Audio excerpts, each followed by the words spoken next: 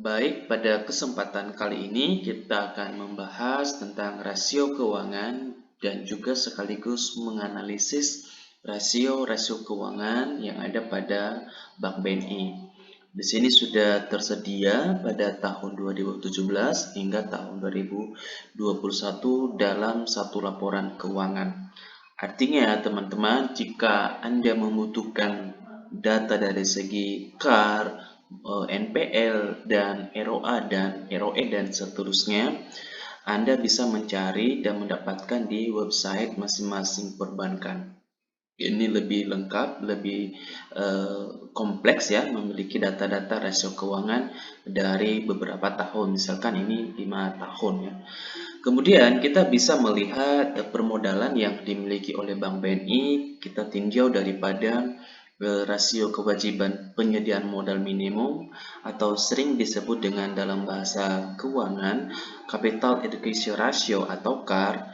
Itu dapat kita lihat adanya peningkatan jika kita membandingkan dari antara 2020 ke tahun 2021.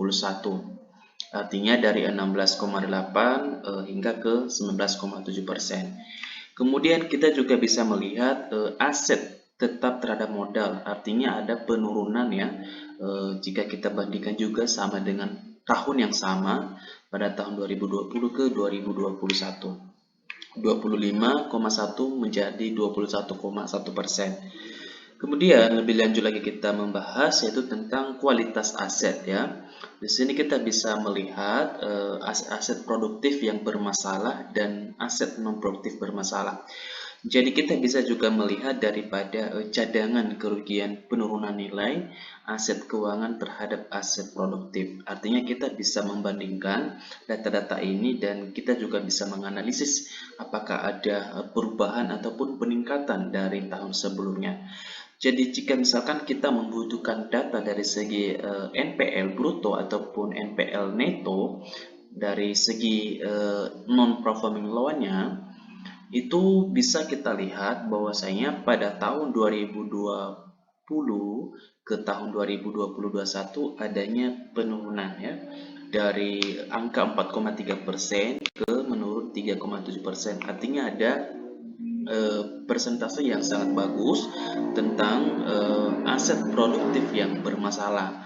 Artinya ada perbaikan-perbaikan kinerja-kinerja dan rasio pada kualitas aset Bank BNI.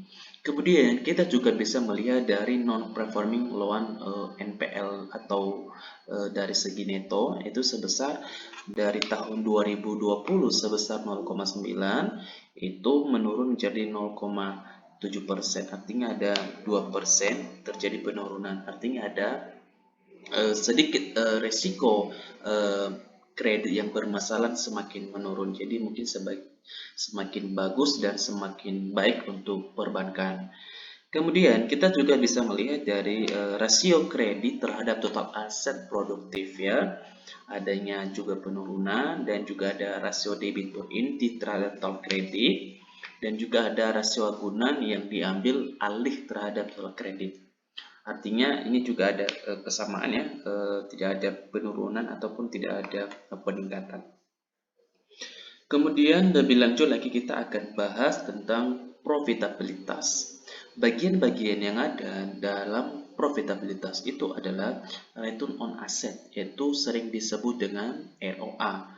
Kalau kita lihat adanya peningkatan sebesar 0,9% jika kita bandingkan data yang ada pada tahun 2020 ke tahun 2021 dari 0,5 hingga 1,4%. Jadi adanya peningkatan sebesar 0,9%. Kemudian return on equity atau sering disebut dengan ROE itu juga ada peningkatan. Jadi dari 2,9 sampai ke 10,4%. Artinya ada 7,5% peningkatan dari tahun 2020 ke 2021. Kemudian kita tinjau lagi daripada net interest margin atau sering disebut dengan NIM. Kalau misalkan pada tahun 2020 sebesar 4,5, sedangkan pada tahun 2021 itu sebesar 4,7%. Artinya ada peningkatan sebesar 0,2%. Dan di sini juga kita bisa bandingkan ya data-data sebelumnya, misalkan tahun 2019 ke tahun 2020 dan juga tahun 2018 ke tahun 2019. Jadi tergantung teman-teman mau ngambil data atau menganalisis data dalam beberapa tahun. Kemudian kita juga bisa melihat rasio laba rugi terhadap total aset ya. Kemudian rasio laba rugi terhadap total ekuitas dan kemudian rasio liabilitas terhadap total aset. Nah, di sini sudah lengkap ya, sehingga kita bisa mendapatkan data-data ini dengan mudah dalam satu laporan keuangan karena sudah disajikan beberapa tahun. Kemudian lebih lanjut lagi kita masuk pada likuiditas. Likuiditas itu termasuk bagian-bagian daripada pinjaman terhadap total simpanan atau sering disebut dengan LDR. Artinya pada saat atau pada tahun 2020 itu sebesar 47,3%, sedangkan pada tahun 2021 itu sebesar 79,7%. Artinya ada penurunan pinjaman ya terhadap uang perbankan dari tahun sebelumnya ke tahun 2021 sebesar 7,6%. Kemudian mungkin ada yang mempengaruhi ya, ada faktor-faktor yang mempengaruhi kenapa terjadinya penurunan ya terhadap pinjaman terhadap total simpanan atau LDR.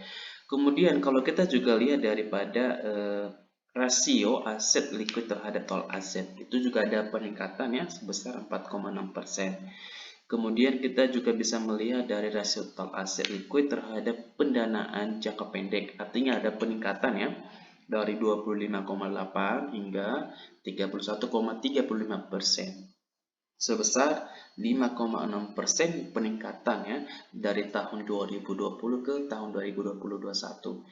Kemudian kita masuk pada rasio intermediasi makroprudensial atau REM ya.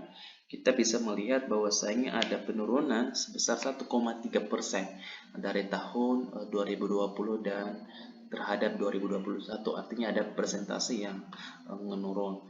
Jadi di sini mungkin sampai di sini kita akan membahas atau menganalisis data-data baik itu permodalan, profitabilitas, likuiditas pada rasio keuangan sehingga teman-teman dapat melihat dan menganalisis data yang sudah ada pada rasio-rasio keuangan. Tentu semoga video ini dapat bermanfaat buat teman-teman untuk melihat daripada kajian dan rasio keuangan perbankan khususnya pada Bank BNI. Sampai jumpa di video saya seterusnya.